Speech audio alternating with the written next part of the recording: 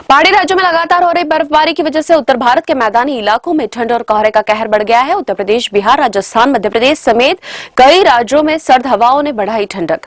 बंगाल की खाड़ी पर बने गहरे दबाव के कारण शनिवार को तमिलनाडु और पुडुचेरी के बीच तट को पार करने की प्रबल संभावना है। वहीं कश्मीर और लद्दाख में चिल्ले कला से पहले ही लोगों को जनजीवन प्रभावित करने वाली शीतलहर की स्थिति का सामना करना पड़ रहा है। यहाँ मौसम विभाग ने अगले 72 घंटों के दौरान बर्फबारी की भविष्यवाणी की है।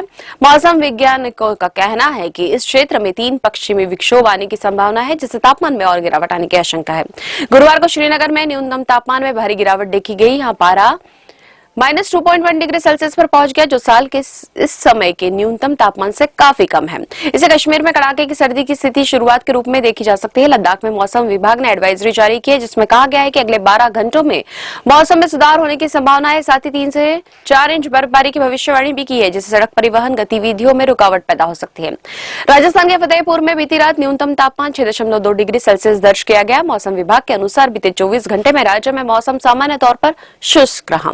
बीती रात सबसे कम तापमान सीकर के फतेहपुर में 6.2 डिग्री सेल्सियस दर्ज किया गया। इसके अलावा पिलानी में 7.5 डिग्री, चूरू में 8.6 डिग्री, भिलवाड़ा में 9.1 डिग्री, जयपुर में 9.3 डिग्री, संग्रिया में 9.5 डिग्री, अलवर में 9.6 डिग्री और चित्तौड़गढ़ में 9.8 डिग्री सेल्सियस दर्ज किया गया।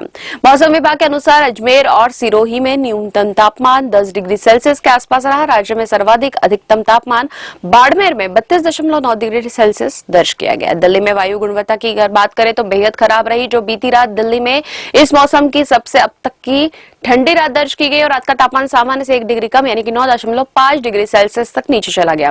राष्ट्रीय राजधानी में शुक्रवार को लगातार छठे दिन वायु गुणवत्ता बहुत खराब रही। सीपीसीबी के आंकड़ों के अनुसार सुबह 9 बजे दिल्ली का AQI 329 दर्ज किया गया, जो बहुत खराब श्रेणी में आता है। समीर ऐप के अनुसार 39 निगरानी केंद्रों में से 2 केंद्रों भावना और मुंडका ने आज सुबह वायु गुणवत्ता को गंभीर श्रेणी में दर्ज किया, जबकि 22 केंद्रों ने बहुत खराब श्रेणी में दर्ज किया। बंगाल की खाड़ी के दक्षिण पश्चिम में बना गहरा दबाव पिछले 6 घंटे की अवधि में 9 किलोमीटर प्रति घंटे की गति से उत्तर पूर्व की ओर बढ़ा। गहरे दबाव का क्षेत्र त्रिंकोमाली से यानी कि श्रीलंका से लगभग 240 किलोमीटर उत्तर पूर्व में, नागपट्टिनम से 330 किलोमीटर पूर्व दक्षिण पूर्व में, पुडुचेरी से 390 किलोमीटर पूर्व दक्षिण पूर्व में और चेन्नई से 430 किलोमीटर दक्षिण पूर्व में है। यह उत्तर पश्चिम की ओर बढ़ेगा और 29 नवंबर तक गहरे दबाव की अपनी तीव्रता बनाए रखेगा। इस दौरान हवा की रफ्तार 45 से 55 किलोमीटर प्रति घंटे से लेकर 65 किलोमीटर प्रति घंटे तक रहेगी। ऐसे में 30 नवंबर की सुबह पुडुचेरी के पास कराईकल और महाबलीपुरम के बीच उत्तर तमिलनाडु पुडुचेरी के तटों को पार करने की संभावना है।